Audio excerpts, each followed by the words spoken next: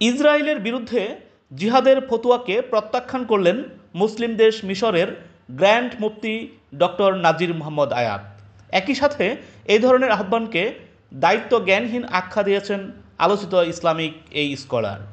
এমন সূক্ষ্ম ও জটিল বিষয়ে শরিয়া লঙ্ঘন করে ফতোয়া জারির অধিকার নেই কোনো নির্দিষ্ট গোষ্ঠীর কিংবা সত্তার বলে দাবি করেন নাজির আয়াত।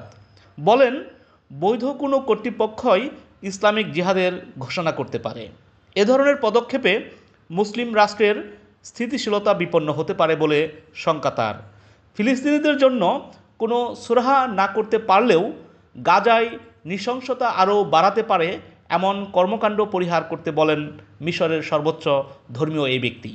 এর আগে ইসরায়েলের বিরুদ্ধে বিশ্বের সব মুসলিম এবং মুসলিম সংখ্যাগরিষ্ঠ দেশগুলোকে জিহাদের আহ্বান জানিয়ে ফতোয়া জারি করে international union of Muslim scholars এর চিন্তাবিদরা।